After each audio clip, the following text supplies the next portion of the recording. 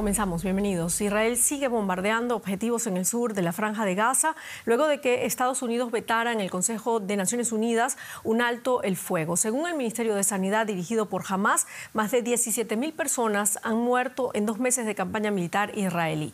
Las brigadas Esedin al-Qassam, brazo armado de Hamas, reivindicaron este sábado nuevos ataques con cohetes contra el sur de Israel. Por su parte, la ONU alerta de que el sistema de ayuda humanitaria en Gaza corre el riesgo de colapsar por completo. Han pasado más de 2 meses desde el ataque terrorista de Hamas y el inicio de la ofensiva militar israelí en Gaza, y siguen llegando imágenes como estas. Sanitarios que llevan heridos a hospitales, entre ellos muchos niños. Según el Ministerio de Sanidad gazatí, controlado por Hamas, los últimos bombardeos israelíes en la ciudad de Han Yunis han causado decenas de muertos. Y también están bombardeando más al sur, en Rafah. Muchos huyeron al sur de la franja cuando al inicio de la guerra Israel les aconsejó abandonar el norte. Nos hicieron desplazar de la ciudad de Gaza a la de Han Yunis y luego a Rafah. ¿A dónde debemos ir ahora? Los niños y las mujeres dormían plácidamente.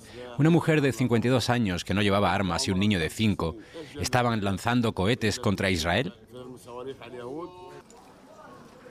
Los ataques se intensifican y también los llamados internacionales para un alto el fuego. Pero el viernes, en Nueva York, Estados Unidos vetó una resolución del Consejo de Seguridad redactada por Emiratos Árabes Unidos que pedía un alto el fuego humanitario en Gaza. Mientras Hamas se aferre a su ideología de destrucción, cualquier alto el fuego será, en el mejor de los casos, temporal y, desde luego, no aportará la paz. Cualquier alto el fuego que deje a Hamas el control de Gaza negaría a los palestinos la oportunidad de construir algo mejor para sí mismos. Pero muchos palestinos no comparten este argumento. Estas armas han sido fabricadas en Estados Unidos y en países occidentales.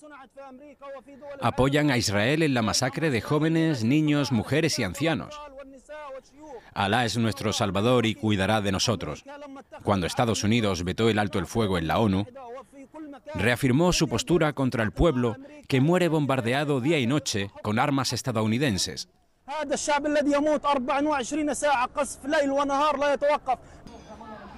La ONU afirma que el sistema de ayuda humanitaria en Gaza corre el riesgo de colapsar por completo.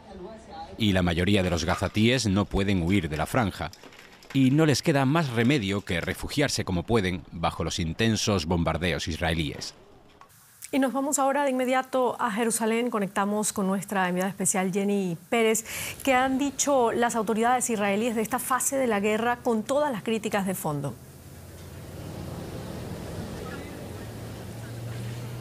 La guerra urbana por tierra está en su máxima expresión. Hasta ahora los soldados israelíes buscan casa por casa a los 138 rehenes israelíes aún en poder de Hamas, incluso a los 18 personas que se estiman han muerto. También a los responsables de la masacre del 7 de octubre, así como también a cualquier sospechado de participar en las actividades terroristas de Hamas en el enclave palestino.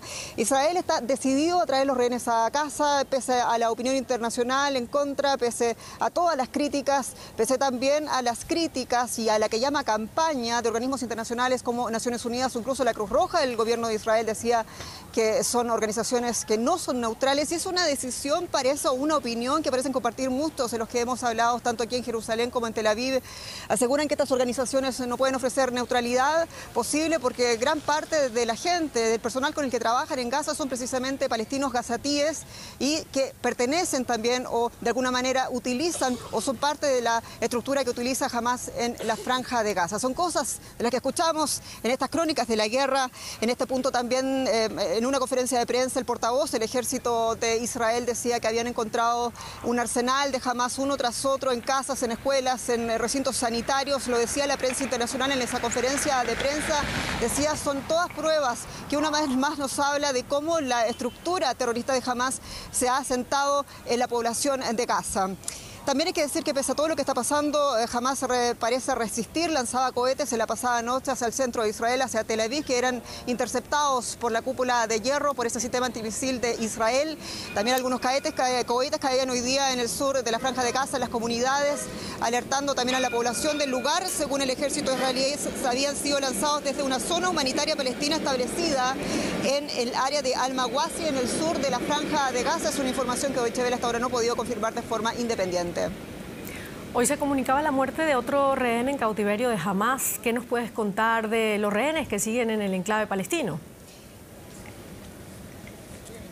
Es otro rehén que ha muerto en cautiverio con Hamás, asegura la fuente israelí. El ejército israelí dice que se trata de un joven de 20 años, cuyo nombre es Baruch, cuyo hermano también y abuela fueron asesinados el 7 de octubre, el día de la masacre. El ejército israelí informaba de que había preparado una operación de rescate para él y para otros cautivos, pero el portavoz del ejército israelí también decía en esa conferencia de prensa: esa operación ha fracasado.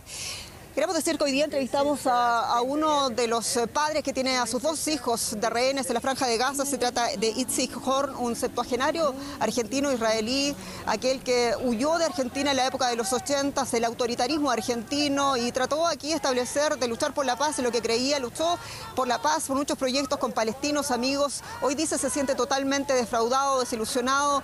Él dice que también es lo que le pasa a muchos de aquellos que vivían en los kibutzos y que fueron atacados ese día de la masacre. Dice: voy a volver a creer en la paz el día en que los palestinos de la Franja de Gaza también condenen activamente el terrorismo de Hamás en el enclave palestino.